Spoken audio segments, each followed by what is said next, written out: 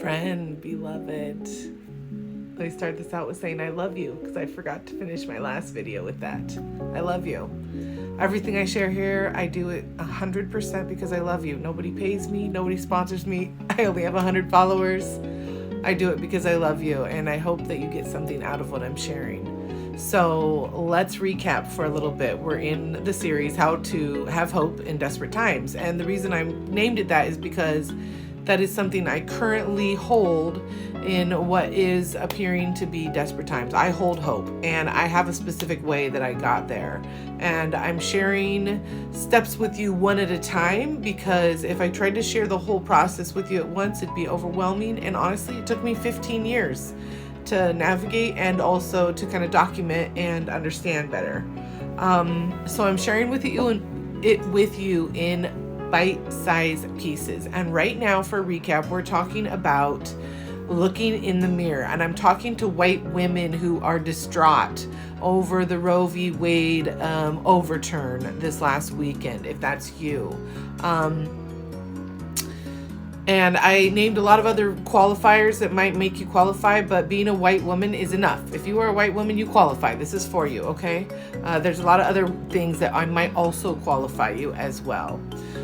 So that being said, the part that I'm talking about right now is us looking in the mirror and how we need to look at the mirror. And I told you I'm going to talk about 4 different ways. I already in my last 2 videos talked about looking in the mirror and appreciating and loving you, right?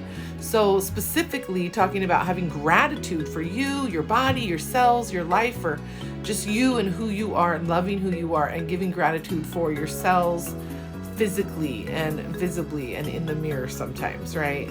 I also like to talk about learning what your strengths are, evaluating, assessing your personality types and different things like that, so you can really begin to fall in love with who you are from a very deep level.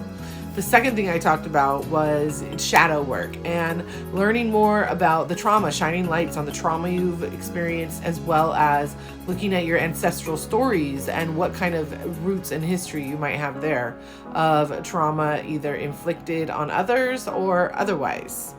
And today I am going to talk about boundaries. All right, this is the third part, your boundaries. Look in the mirror and think about your boundaries, right? I have one question I want you to ask yourself about your boundaries. One question, that's it. How does this boundary feel in my body? All right? So whenever you're talking about boundaries, I want you to ask yourself that question. How does this boundary feel in my body?